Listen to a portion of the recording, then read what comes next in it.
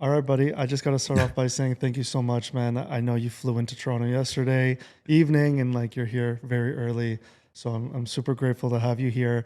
I'm super grateful to have you even like supporting Daddy Day Club. You've Of course. honestly like built a lot of confidence in my brand, and you even like made an order which was crazy. When I saw your order coming, this is fraudulent. No way this guy made an order. So Yeah. I'm really grateful to have you here. No, I'm glad to be here. I appreciate you inviting me here. It's been a pleasure. Like I said, the shirts are awesome. The idea and the concept is amazing. I've had people reach out to me from like other day stuff and Yeah, like yeah. groups and stuff that like ask me like or just follow them on Instagram and stuff. So I appreciate it. Being a father is awesome and it's one of the Awesome. best things in the world. And like I said, my boys that wear the shirts, we enjoy it. We can't wait for Father's Day to all wear them. So Oh, we're that's looking dope, forward for man. that too. So thank you. Anytime. So, professional baseball player for Yeah. 17 years. Yeah. Uh, 2008 started with the Chicago Cubs. 2015 you started your major league debut with San Diego Padres. You've blessed a lot of teams on the way. 2023 you made it to the Jays. That's how I Yeah. became one of like your biggest fans and watching you crush it. And 2024 you made the opening day roster with the Minnesota Yeah. Twins. So congratulations, man. That's wild. I appreciate it. Yeah, it's been a fun journey. It's been a long journey, but it's Yeah. been fun. I wouldn't say I've blessed a lot of teams to a certain extent that like they've blessed me with the opportunity to be there. Baseball's just been an amazing journey, and I've taken every day as a blessing. And I thank all those teams for giving me an opportunity, and definitely thank the Blue Jays for having me here last year and being able to contribute and help that team and the guys that were around and just the support they gave me with everything I was going through last year. Of So course. excited for Yeah. another year with the Twins this year, but thankful for the journey so far.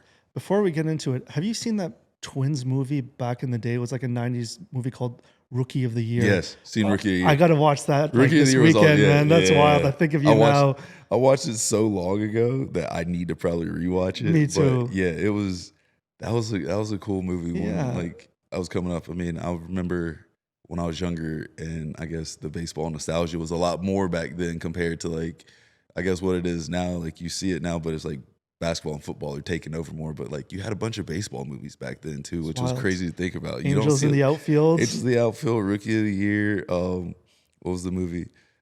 The Clear the Mechanism. What movie was it? Kevin Costner? Like For the Ah. Love of the Game, I think it Oh, was. yeah, yeah, yeah. Yeah, I think For the Love of the Game with the women's baseball league too. There's just a lot of movies back then that I felt like people got into more baseball, and we haven't seen a lot of baseball movies lately. I think we need to do that. Yeah, You we're know? 90s kids. We're I same know, age, so it's pretty dope. right? I read that you started playing baseball when you were 4. Yes. At what age did you know you were going to be a baseball player, and when did you believe it? I don't know if I ever thought I was going to be a baseball player. I thought I was going to be a basketball player. Oh, wow. Okay. High school, middle school, my dad was really good at basketball. Obviously, like I said, basketball is it's a lot easier to play. You can do it a lot more.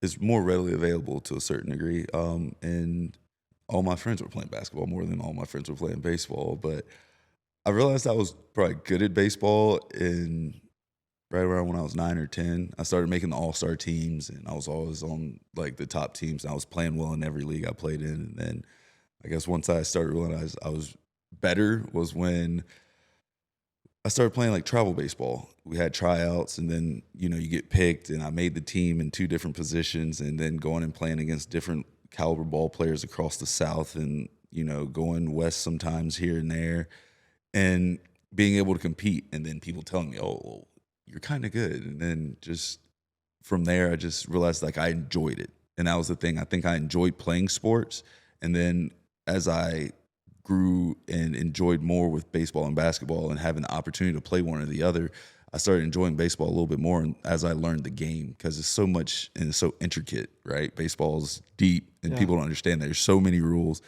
So as you play the game and meet more people and it gets more competitive and you grow, I started falling in love with it more and more and more, and then got a scholarship and luckily got drafted. It's a short story, but it's a long story at the beginning. I feel like once you get to pro ball, things kind of shift a little bit because at first you're just playing as fun and you're enjoying it, and then once you get to pro ball, it becomes more cutthroat, a little. It becomes a job to a certain degree, and you just try to go out there and do your best. And baseball's a game of failure, so 9 out of 10 times you might fail, and you just have to keep with it, and Sure. hopefully you don't get released. So how did you feel when you first got picked up by in the majors? With the Cubs or the With Padres? with the Padres, like how did it feel to get that call and play your first major It league? was it was crazy because how the Padres did it that year, our season in AAA was done for like a day or so, and then they called a lot of us up. So a lot of guys had already went home. I had stayed in El Paso for a couple more days just to pack up and make sure I had everything set to go home and make sure things were in order since I was going from El Paso, I think, to Tennessee at the time. So I wanted to make sure I had everything. So I was actually in El Paso and got the phone call while I was leaving dinner. I think I was leaving dinner and I got a phone call from the assistant GM. It was like, "Hey, so how long is it? How long have you been grinding in the minor leagues?" And I was just like, "I think 7, 8 years, something like that." He's like, "Well, just want to tell you, congratulations. You're a big leaguer now. You got a chance to meet us in Arizona. Do you want to meet us in Arizona tonight or tomorrow?" And I was like, "Give me a sec. Let me call my parents." I was actually on the phone with my um, my ex-wife at the time, Okay. and we were talking, and then clicked back over. "Hey, I got to call you back. Like, I just got called up to the big leagues. I got to call my parents. Like, blah blah blah. Like, That's dope. I'll talk to you in just like a couple minutes." So, like, yeah, it was a crazy conversation. It was a lot going on, but it was definitely a blessing. Like, That's that was great. amazing, Yeah, it was man. awesome. How much of an influence did your dad have on you in terms of growing up and pursuing your dream? Um, a lot more than I think most people give their parents credit for. I feel like um, he allowed me to be able to play these sports and taking time off from work and helping coach me throughout the years. He spent more time probably with me, helping me get better than anybody else. Up until I got to pro ball, just for the simple fact that he let me kind of make my own schedule and be like, "Hey, if this is what you're gonna do and this is what you love to do, then I'm not gonna come make you wake up and work out and those things. Like, if you truly love it, you're gonna come to me and ask me for help, and we're gonna work when you want to work, and I'm gonna help you be as good as you can." So that support that he had and that accountability he showed me early on, and watching him work and the accountability he took for everything he did was kind of he's definitely my role model. That's I've amazing. That's my best friend now for Oh, sure. As I've awesome, gotten man. older, fathers are hard on us, but it's all a learning experience. I know he didn't have a father growing up to kind of guide him in the ways of fatherhood, so he was experimenting with me to the most part, and I'd like to say I appreciate everything he did because he did a great job. He did everything the right way. Him and my mom being so supportive of everything I've done throughout my life and telling me to make sure that I'm smiling and having fun and enjoying what I'm doing in life, and giving me the tools to be able to do those. That's it's unmatched in this world today, and I love them. I can't say enough about them. I appreciate everything they've done for me and continue to do for me. Like, I talk to my dad every day, That's so amazing. um, he was definitely a huge influence. Like I said, watching him work just it instilled in me like kind of a routine, kind of what things need to do to get done. Yeah, Because yeah. like I never questioned if things were going to get done around the house. So he was a huge influence on me. I think one of the main things I learned from him is to be a man of your word, or at least try to be. And I've tried to carry that as I've gone through life. And like I said, he's been a huge influence on me. That's amazing. So, how do you feel like your relationship changed once you became a father with your dad? I think once I became a father, it changed as I've just asked him more advice, and he's just kind of pointed out things to me like, Sure. "Hey, you might want to try to do this." Like, I've been through it before, right? Just in the process of fatherhood, just like giving me tidbits of information here or there, helping me in the situations that like he's gone through before. But our relationship didn't really change much from father. Like, once I became a father, it was more, I think, once I got to college and I started becoming an adult and started growing as a man, that our relationship changed more because I understood kind of the things that he was teaching me when I was younger, and realizing that it took a while to get to the final product, or not even the final product yet, but to grow and become what he wanted me to be and to do the right things. But he instilled those things in me when I was younger, And now that I've realized them, I can connect with them a little bit better. You know, as we're kids, we don't connect with adults. We're not supposed to, because we're supposed to do different things. But as I've gotten older and become an adult and have my own bills, my own family, you know, my own travel, having to do things on my own, and realizing like kind of what it takes to not only be a father, but just to be an adult and be a man in this world. And just, he's been there. He's, like I said, like now he's like my best friend. That's So awesome. um, that plus just, you know, just the advice he's given me through the years and the love and support he's given me through the years. Man, that's honestly really awesome to hear. That's really cool. How often do you see them, your parents, now that like you're on the Jeez. road, right? Um, I guess that's been kind of one of the things. Like once I went to college, like even though my college was 20 minutes from my parents' house, like once I went to college, I kind of started doing my own thing and like kind of went off on my own. And I would just see them like when time permitted. And as I've gotten older, I don't regret doing it that way, but I do miss them and I do want to see them more. So it's tough not seeing them, but once like every 3 months, that's kind of what we're on, like 3 months, 4 months. Like they'll go see JR here and there, or Yeah. they'll come see me, or Sam and JR will come see me and they'll meet me there. Or when we were in Florida, they got to come down and see me a good bit because I have a place down there as well. So they'll go down there and see me from time to time In if I'm Florida? there. Yeah, in We're Florida. visiting, baby. Yeah, for sure. Come on, pull up, man. We're Yo, there. seriously, Yeah. man. So, but I only get to see them probably, like I said, once every couple months. And I mean, Sam and JR and my family, they come up, same thing. I get to see them like until summer's out for the other kids to get out. I get to see them like once every month, once every 2 months. So I'm by myself a lot, but you know, it's tough, but I know that they're all there supporting me, and I know that I'm doing this to help support them as well. Yeah. And like I said, kind of provide and protect thing. You know, I'm being able to provide for all the people that I feel like I need to protect right now, and that's kind of what a father's supposed to do in a certain aspect. You know, the father, man, whatever you want to say, and that's the way I look at it. Like that's how I've grown to be more comfortable with what makes me happy,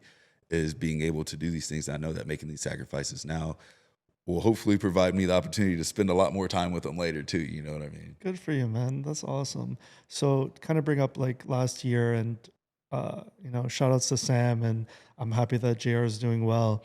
How in the world were you able to pitch while knowing that, JR was in the NICU with Sam, like, and you crushed it too on the field? Like, how did you block that out? And how were you even able to like fly back? I read a story that you'd fly back to do like story time. And when Yeah. I told my wife, man, like we were almost gonna cry, dude. Like bedtime, what's your excuse to the people who don't show up? Like you showed up, man, and I kind of want to just get an idea how you had like the ability to do that, because it's tough.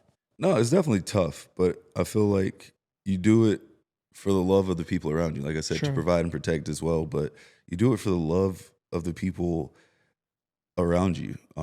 The sacrifices they're making, you know. Yeah, JR's in the NICU, but he was in the best place he could have been at that point in time. You know what I mean? He was around the people that knew what was best for him at that time, because we didn't know what was going on.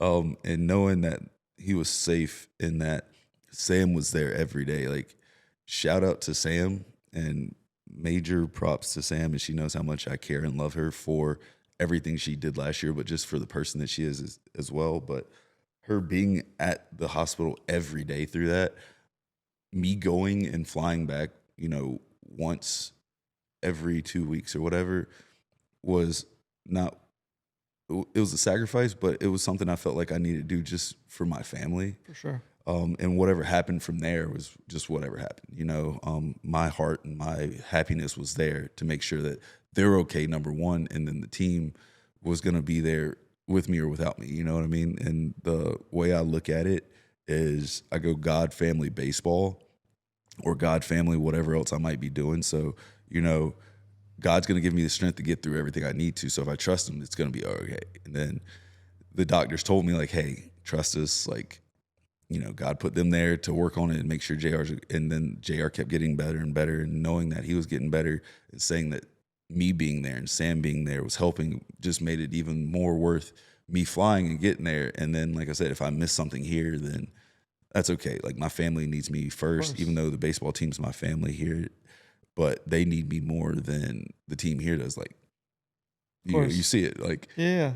baseball, you get replaced immediately, Yeah, right? yeah, I'm sure, not back man. this year, and that's part of it. So I know that it's harder to get replaced from like Sam and JR than it is from a baseball team. So being able to go there and do that and come back and help the boys here, it was more of just using all the strength I had to make sure that I could be there and just be as impactful as I can for the people who needed me at the time. That's kind of what I ask every morning when I wake up. I ask God to help me with is walk me in the right path to impact the people that he wants me to impact and have me feel the way I need to feel to help the people who truly need me in their lives to be a positive influence or, you know, help with finances or pick them up from something, cheer them on, support, whatever it might be, impact them in whatever I can to, every day be fulfilled and happy and continue to smile. This guy's like a God's gift on earth, man. Like we need you I around know. more. That's awesome, man. So what kind of advice could you give any of those parents who have kids in the NICU? Like what kind of words of encouragement can you give them? Because I'm assuming it's a very traumatizing experience. No, it is. It's deep, it's hurtful, it's a lot of pain, it's suffering, it's sacrifice for these people because you never know what's gonna happen from day to day. That was the thing whenever I went in there and saw JR, like he looked better, but you never know what could happen because they're so small, they're so fragile, they're so tiny. And the people that are in the NICU right now, I would say, you know, just trust that everything is in the right hands. Believe and keep being there and keep having a positive attitude because once you start going down a negative mindset, especially in those situations, and I saw it a few times from people in there, the energy shifts, your vibe shift. You don't have that faith that like your child's gonna be okay. And you start lashing out to a certain degree on like the nurses and the staff and everything like that. And it's going to happen because we're human. We're going to have anger. There's going to be emotions that build up. But I would just say, trust that, that the positives are going to be there, that, you're there and you get to spend time with those people there and they're working as best they can to make sure that everything's going to go smooth and trust that it's going to go smooth. If you don't feel like something's going the right way, then obviously voice your concerns. Yeah. But for sure, try not to stress as much as I know it pains people. I tried to be there as just a calming presence for Sam because I know how much is going on, but try to honestly take the positives of being there every day or whenever you can be and seeing the progress that's happened. Don't try to nitpick on things um, that could be negative where, it's just a blessing that these people are working as hard as they can to make sure these lives are saved every day. So I would say, be strong, Yeah, yeah. have faith, trust the people that are working there. And like I said, try to find as many positives and lean on people that are there to help make things as positive as possible while you're there. It's going to be hard, but it's life. Life's going to be hard too. For sure. We'll post Sam's Instagram because I know she on her Sam's, podcast yeah, it's with Wonder Mike, Woman. she said if anyone has any questions Yes. about the experiences of NICU to reach out to her, and that's awesome to have somebody like her to kind of be the voice and get advice from. So Yeah, she's actually sorry to cut you off, no, but no, no. she's starting a page that I think is going to be called NICU Universe Amazing. to give some information and try to give back and help and impact people as well to help give them some resources and some information of things that they might go through in the NICU. And we're going to try to start building that out as well. Like I said, we have the clothing line donating money back to Yeah. NICUs and building things and things of that nature. We're still getting orders in, so we haven't been able to So write the check that I thought I was going to write at the beginning of the spring. So we're still waiting to get a couple more orders in. And once we get the final tally of like how much we've gotten in and the profits and stuff, yeah. we're gonna write a check to I think the Utah NICU and also a couple other foundations possibly to see where we can help. Just not doing a lot, but because we haven't sold a ton, but just doing enough just to help people in the NICU just have an outlet too. Like I think we're gonna try to build another library, like a children's library, like bookcase in the Utah NICU, and I think that might be the route that we go is try to build bookshelves and like little libraries. So again, story times are Sure. huge during those those times for the kids and for the families. I think them interacting with their kids with story times or just having something that they can read as well and take some pressure off of some and relax them a little bit I think that would help. I think that would be more beneficial than just giving money, so we'll see. When's the deadline in terms of like your orders? There's no real deadline. I think I'm just gonna let it flow for probably another month or so, maybe till the All-Star break, and then at the All-Star break, since I have my baseball camp, I think that we will make a donation at the All-Star break for my foundation for the baseball camp, and once we get the money back from that, and then possibly make a donation to the NICU as well. Awesome. So I guess what's that? July 16th, something like that. Like, so I guess that'll be the cutoff. We'll say July, middle of July. Cool. We'll try to get how much we can and then make some donations and write some checks out. We'll see how we can help, man. I'm going to brainstorm some ideas and see if, get side of Toronto, help you out and do this. Cause it's important, man, especially with everything that happened. So I appreciate it. Either we'll, just raise some awareness for Team Jacksonland and, even just, asking the family and everybody to pitch in and see how we can contribute to that. How do I look? You look great. Swag. You look great. I'm glad that it came in. I'm glad it got to you. I'm glad it looks great. It looks better than some of the stuff I've gotten, honestly. So I'm glad that they've started getting better with them. I love it. Too. So it's awesome. So I've listened to a lot of your podcasts, and for those who don't know, Team Jackson was made, I think, when you were transitioning into Japan. You wanted to create something to just be positive. I kind of want to ask you more of the operations side of things. Like, were you part of research and design, how you wanted the logos to look like? Who made the logos? Who's fulfilling these orders for you? What's the goal for you with this brand? And I know it's your creative outlet. Yeah. It's one of the creative outlets. I've been doing a lot of reading lately, and I'm actually in the process. So I'm in the process of writing a book that's coming out this fall. So I haven't been as creative on the clothing line front as I would like to be. But from the get-go, when I was in Japan, somebody made a logo for me. Like, my Smiley J logo was the first thing to start. It's dope. And so we started from there, and the guy showed it to me, and he presented it to me and was like, hey, you can have it. I made it for you, and things of that nature. And from there, it just kind of took on a life of its own. And we didn't have a lot of like cool designs when I was in Japan.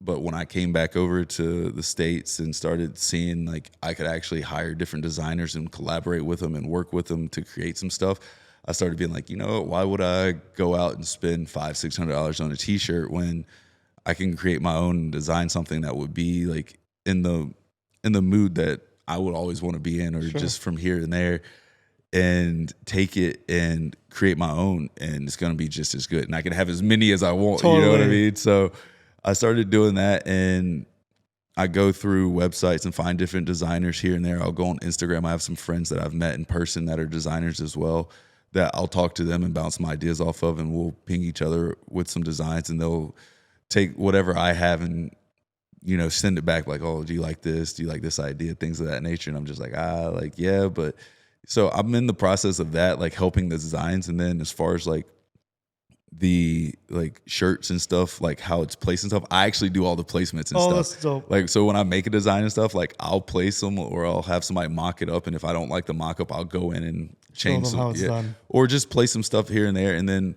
we've been it started off using Shopify and Printful and things of that nature. And I think we're going to go through another manufacturer here soon, because I've had some people ask if I wanted to stop using Shopify and Printful, which for me it's more convenient right now, obviously, because I'm not as hands-on as I want to be. So I think once I'm done playing, I might get more in depth with that. But right now, Shopify, Printful is kind of the easy thing, and they get the job done. They get it out. Like I said, it got to you really fast, right? Man. So and I was like, oh, it's coming from the States. I was really surprised, man. Right? It was pretty dope. And the quality's not bad. I love it. Yeah, I was actually really surprised, because I think you use Comfort. The brand was something Comfort. Yeah.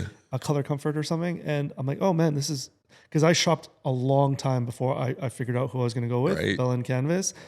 And Well, I love Bell and Canvas, by the way. These ones, They have great stuff. So shout out Bell and Canvas. Bell and Canvas. You have great stuff. I appreciate it, Yeah, like for sure. man. I've used them for a few things. The ones that you wear and the ones that I provide are the 3010s, and nobody in Canada actually carries it because it's not a pop. It's like a fast forward fashion line and not very popular. So it costs a lot of money to bring it here. But for you, you're already in the States. There's already distributors who have that. Trust me, I love that shirt. No, You've I seen love it. those The shirts. quality's like I love those top shirts. notch, Like I said, man. I've got like 4. I think I got 4. You have the whole collection, I'm pretty sure, man. I have almost the whole collection. Then some of my teammates also have. I think they've got a couple shirts a piece too. I've been putting some guys in them. So That's I saw Buck the other day wearing the Toronto one. So, oh, yeah, sick, man. So, I want to really send you the champion collaboration we have. It's embroidery. I just didn't know if we were going to see each other, Okay. so I didn't get it done, but I'll send it off to you for yeah, sure. we got to get our collab going too. Yeah, man, that'd be great. That was gonna be that. I feel like that one's gonna be awesome. And it'd be cool to like go back and do something for NICU. Yeah, 100%. Like just have all the proceeds go. It's just like That would be awesome. for me, I don't have the customer base that we're a young company. Yeah, 100%. But for this one, I will knock on everyone's door and make them buy something so we can donate back, man. No, 100%. I think if we do something like that for sure, we'll collab and get something done. Because I would like to, if we do that, not only get the profits possibly to like whatever NICU we want to do, but give some free shirts out possibly to like the nurses in the NICU. Oh, or something that would be like that, awesome, that'd be awesome, man. right? You don't realize like how grateful you are until you have to like be in a hospital with people you don't know who are taking care of your kids, and it's just like they do a lot, and a lot of them don't get paid a lot of money, and they're doing because they love to do it. So shout outs to all the nurses. Yes. And shout out to all the nurses, 100%. Again, we had so many nurses. Yeah. But we had a lot of we had like 4 or 5 primary nurses that were with JR like every day too throughout the whole process. And again, Sam was there. JR spent 166 days in there. She was I can't there. imagine, man. Out of the 166, probably 160. Wow. And the only reason she wasn't there the other 6 is because the nurses and doctors made her leave to come visit me and stuff. So those people spent a lot of time with her, and we still keep in contact with them. And again, we thank them and thank all the nurses and all the NICU nurses. And isn't it Nurses Week? Isn't it Nurses Week too? I think it is. It is. I was going to mention that. Big shout out to all the nurses for sure. Totally. Love you. Have a lot of friends that are nurses. And just the nurses that we dealt with, love you guys. You guys are amazing. You changed the world. The care that you have for the kids that you take care of, because obviously none of them are yours 99% of the time. So the care that you show these kids and patients around the world, thank you, especially the ones in the NICU. I appreciate you so very much. You mean the world to me. That's nice, man. Wouldn't be the same person right now without you. That's awesome. So. Your book. Yeah. You said you want to write a book. Yeah. I also have a book idea for you, man. What's that? This is my idea. I really want to do like an illustration book for kids, and I want to call it "When You Grow Up, I Grow Old." Ooh. Yeah, and it's about raising a kid, and they're young in the journey as they get older. You get older as a parent, and you take care of them when they're young. But I want to focus on how they take care of you when you get old. Because I see, my parents get older, and it's lonely to see them get old. Yes. And I want to be there for them as they get old. And as I got older, and as I had my daughter Sophia, you see it more. Yeah. That they're not going to be here forever, and it's kind of like 2 worlds. It's kind of like Benjamin Buttons. Yes. You start off at the hospital with them; they're born, and then it's kind of like as they get older, the roles reverse. So I would love to do something like that. We could do that.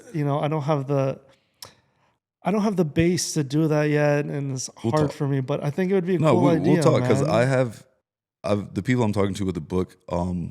I also have a couple children's books in the back of my head too, like a series to, again, like positivity, confidence type thing. But that's a great idea. We'll definitely talk about that too for sure, because it is like Benjamin Button to a certain. And as I've gotten older too, when you, like I said, leaving and not seeing my family as much.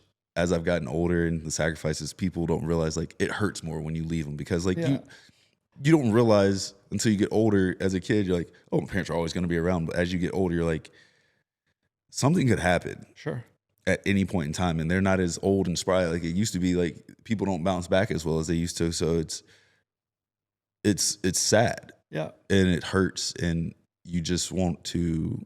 Like I said, I just try to be grateful for every day. Of course. Just because, again, you never know what's going to happen. But because I know that, like, my parents and stuff, like, I don't know what's going to happen either. I want to be grateful when I talk to my dad, when I talk to my mom, when I talk to my sisters, because I don't get to see them.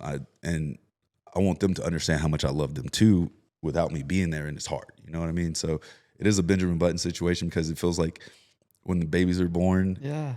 like it's almost like you're giving them your energy throughout life, and they're zapping yours, and then you finally Exactly. just rest, and then they're like, "Oh, we're good." Like, you know what I mean? Because I don't think the culture has shifted. I don't think you see a lot of kids taking care of their parents as much as it was back in the day. At least in my culture, we're Middle Eastern, but everyone lived in one house, and Yeah, you took care of your parents when they got older.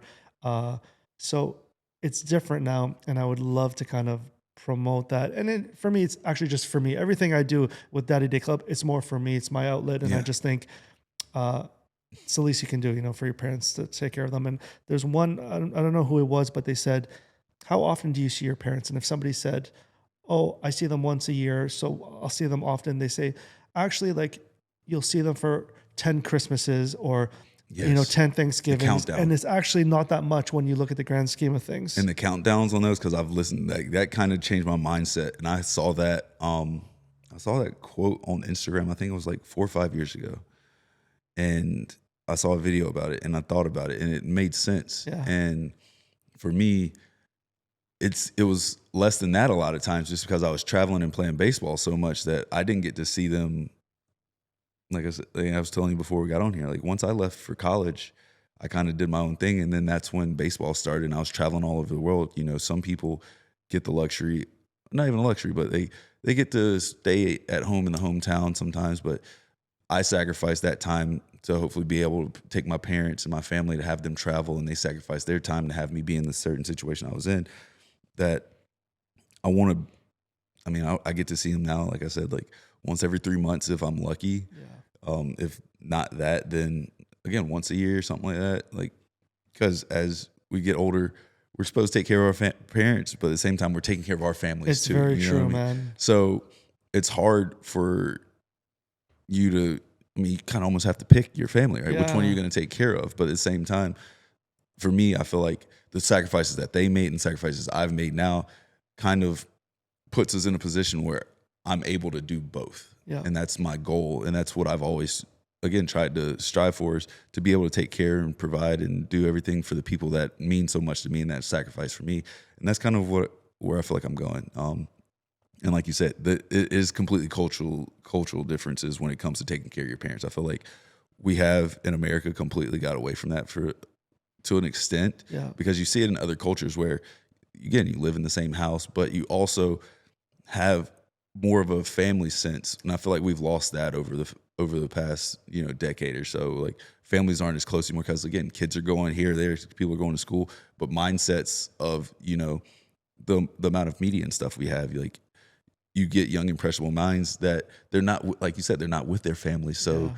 you can get somebody to be like, okay, they're following the news, or they're following their favorite person or whatever, and they get those opinions instead of the core family values that you had from the beginning, because it's not staying with you the whole time. You see what I'm saying? Because when we were coming up, we didn't have phones in our face all the time. We Very were true. either talking to our parents, talking to our grandparents, or outside playing or something like that.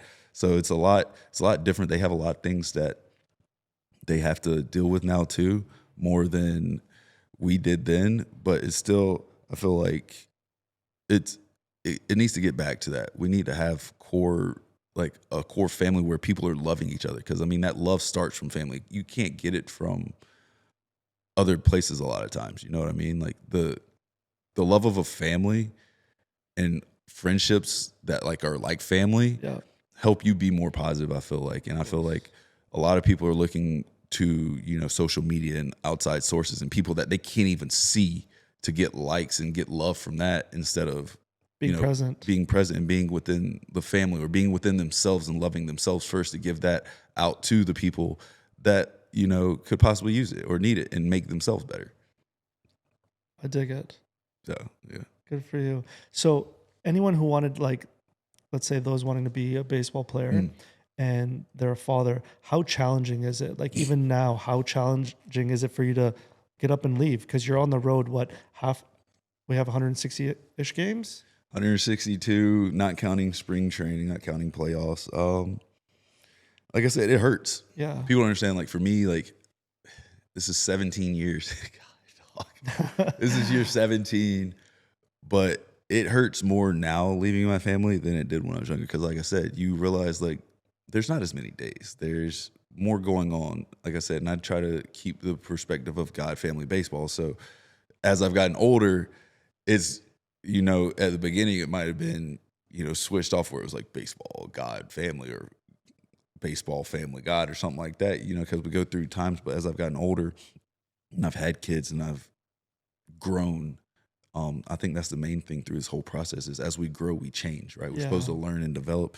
And so it's become harder because my energy and my sacrifices are coming to fruition and I don't want to miss them as much. Like my son's around and I don't want to leave him because, again, I don't know what could happen. And I'm just able to finally be around enough to enjoy him, and he's realizing who I am and things of that nature. But leaving Sam, leaving Annie, leaving Easton, leaving my mom, dad, and my sisters when I go train and stuff, it hurts because, again, like you said, you've got 10 left. You got Yeah. 10 Christmas, you got 10 Halloweens, you got 10 birthdays. Like you start, those kind of creep in the back of your mind, Sure. and you don't want to miss them. And playing baseball or playing a sport, you see it with LeBron James right now. He's like, do I want to retire? Like, am I like, no, but I know the sacrifices at this point. Like, I need to talk to the family because they've sacrificed a lot for me, and it weighs on you heavy on your heart because you realize that like how much they've sacrificed and the love that like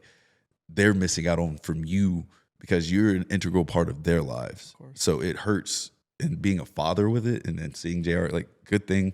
Again, thanks to Sam. Again, Sam, big shout out to Sam at all times. She lets me talk to JR all the time.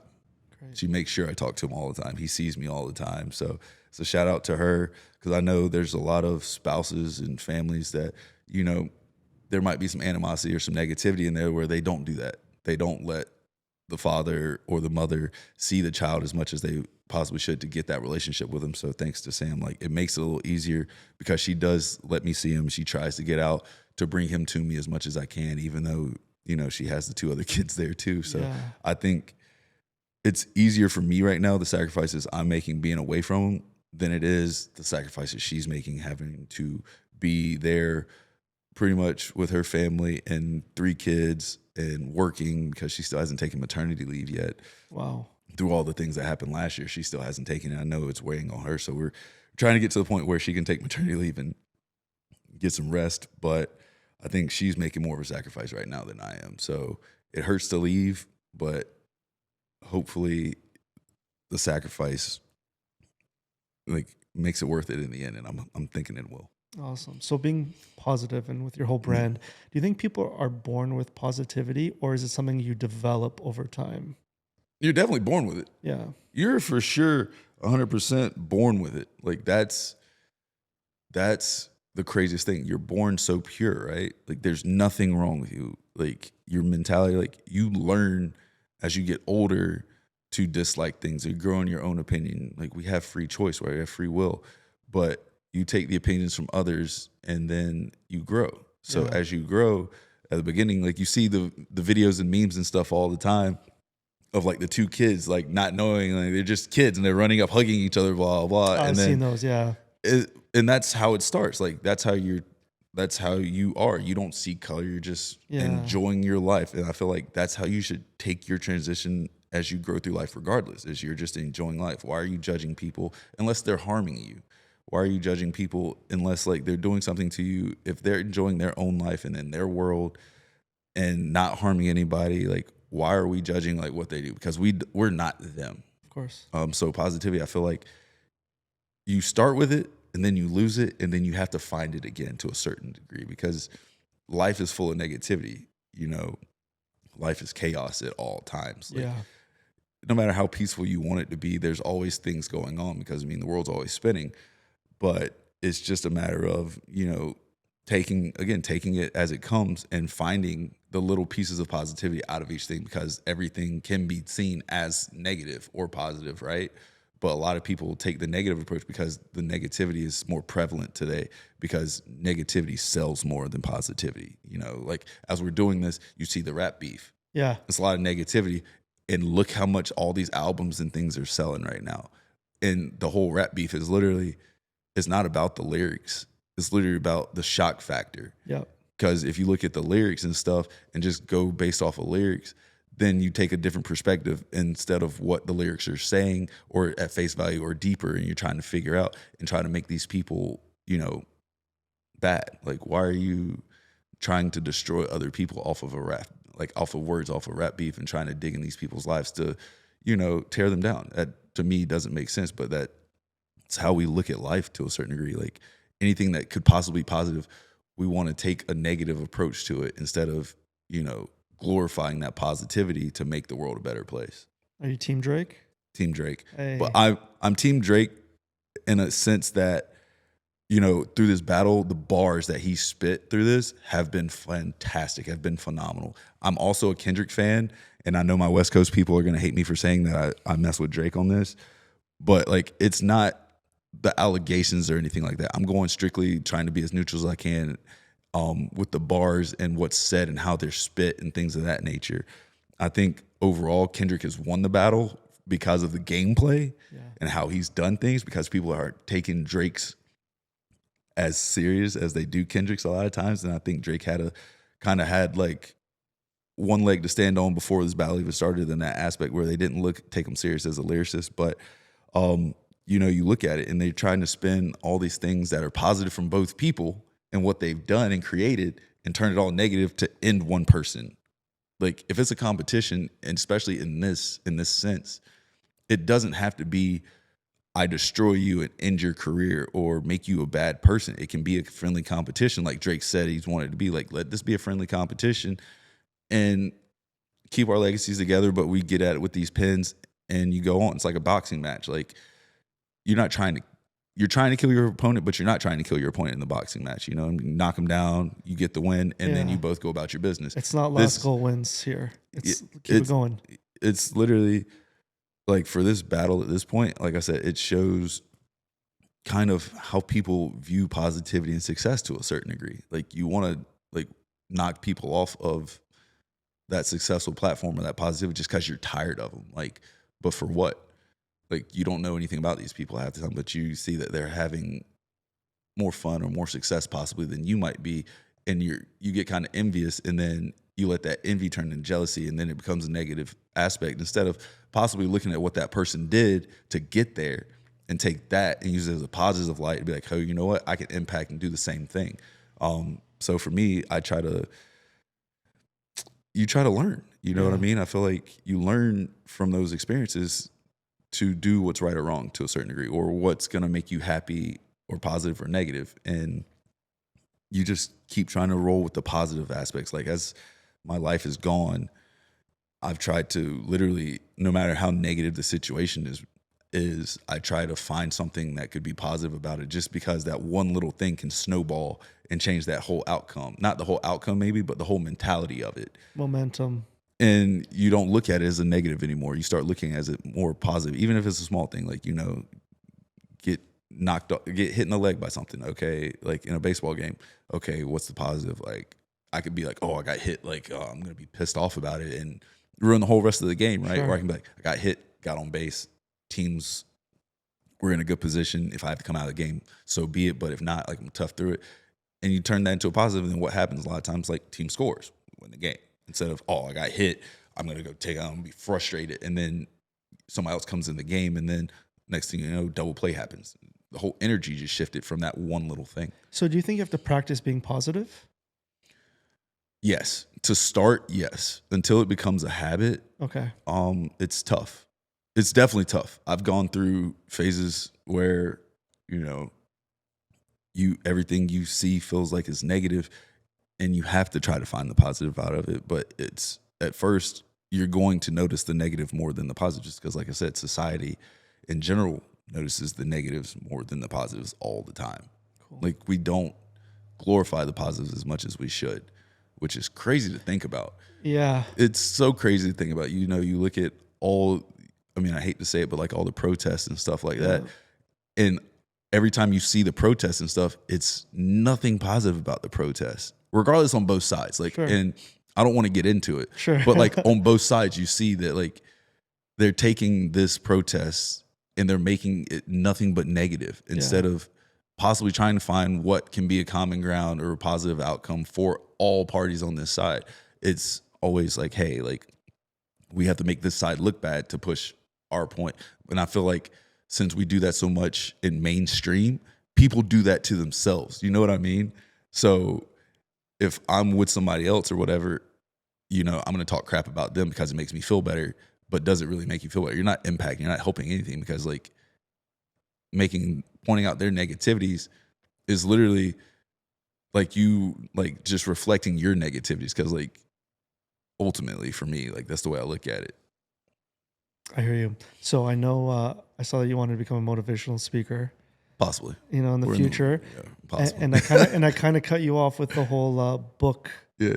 What's the book about? The book's going to be a motivational book. It's going to be a positivity motivational book. We're in the process of getting it all sorted out and getting the chapters done and stuff right now. We're in the table of contents phase, but it's going to be just, a positive book to help people just get through times, hopefully, when they're not at their best. Like I said, to hopefully turn a negative to a positive and have that mindset to help them become, more peaceful, better in whatever aspect they want to. And it's, for me, this book isn't about, gaining traction or making a splash or anything like this. It's literally, if it helps one person to be more positive, to have more fun, to enjoy their life, to go through a struggle and know that they can do it, then it's worked. It doesn't matter if, like, just one person. I feel like, except for me, impacting this world at this point, no matter what I'm doing, is my goal. Because at first it was, I need to be a baseball player. I need to do this. I need to take over the world. But taking over the world can be done in a lot simpler ways, and it doesn't have to necessarily be a baseball thing. It doesn't have to be me being angry and like trying to prove a point to somebody. It can be, helping people be happy. And I feel like that's kind of where I'm at. Like, I want to see everybody be happy and be at peace and enjoy life. I feel like we're missing that a lot of times. Sure. As we go through this life. Is, like I said, there's so much stress and struggle and negativity that we don't take a chance to enjoy the little things that we do have. Like I said, for me, my first thing in the morning is I wake up and I'm like, I woke up. Like, I'm good. Like, I can figure the rest of the day out, like, after this. Like, the fact that I woke up, like, and a lot of people don't wake up, I can go move around the rest of the day. Like, that's cool. And then second after that is I get out of bed. I'm like, okay, I can walk. Like, my body's not in a lot of pain. Like, and I'm not hurting. Like, I can move. I can do things. And then, you just be grateful for those two things. I feel like it changes your whole day a lot of times. If you just start thinking of, like, not comparing like your life to somebody else's or comparing your situation to someone else's, but being grateful or happy just at where you're at. Like you said, staying present, but being grateful at that moment. Even before the negative stuff happens for the day. Like, you're sitting there and you're like, hey, you know what? Like, I woke up. It's cool. Like, I can work with this. You're like, very conscious, man, and aware. I try to be. That's really good, man. It sucks at times. Yeah. It really does, because I tried it. I was a philosophy major in college too, so it didn't help. Okay, there we go. That did not help No? at all.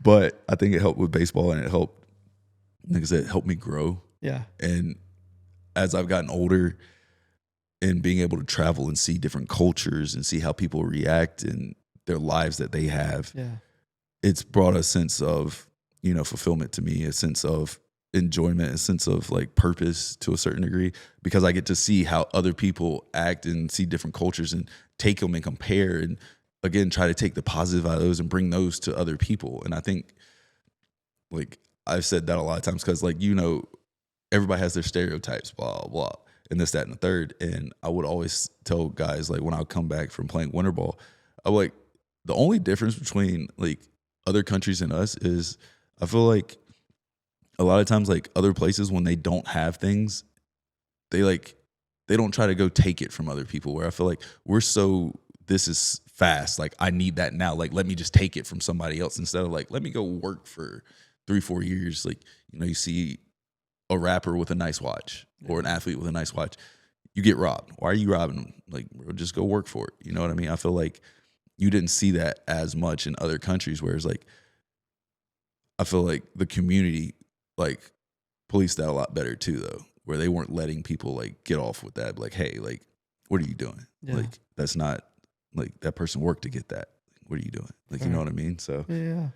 so it's just being grateful, trying to stay in the moment. Good for you, man. Graham, how are we doing with time? 15. All right, man. 50. Okay. So I want to kind of slowly get back to Toronto, and I just want to Yeah. know what you like. How did you see Toronto, and how did you spend your time? Well, I've told people this because everybody's asked me so much about like how Toronto was and all this. I love being here.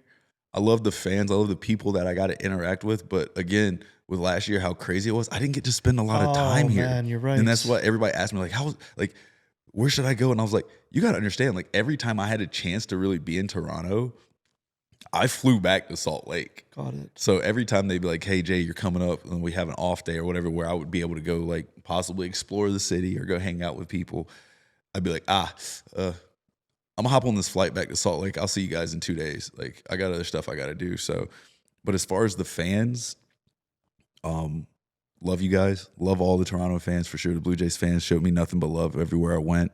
Still to this day, show me nothing but love. I know that the bullpen's been struggling up here a little bit, but obviously I've been struggling myself. It's a new year, new time. Of course. So it was amazing. Like being up here, the weather when I was up here was awesome. Wicked. It seems like it's awesome all the time here, but being up here, the fans, the people, the love they showed me. I said it last year. I say it this year. Thank you. It was amazing. I wish I would have spent more time here. I wish I would have got a chance to be here this year with you guys and spend more time and be around and be in the community more and go explore a little bit more. But I want to say that, like, so far, like, I've got nothing bad to say about Toronto. It's been nothing but like happiness and pleasure. And like I said, the organization supported me, the fans supported me. Everything was just amazing while I was here. We were very lucky to have you, man. I was Seriously, lucky to be here. dude.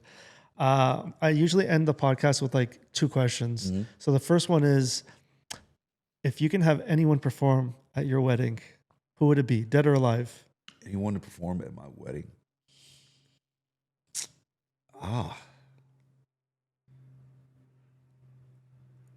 I would say Marvin Gaye. Oh, cool. That'd be tight. I feel like Marvin Gaye or like the Isley Brothers would be cool too. Oh, that would man. be tight. Or even Gerald Levert. Like that'd Okay. be like slow. Like because Cool. I mean the wedding. You Yeah, know, yeah. it's not That's supposed to wicked. be. Yeah, it's not supposed to be like as lit as like a party, but like that's supposed to be like a lovely time because my cousin actually just got married last weekend. So Congrats.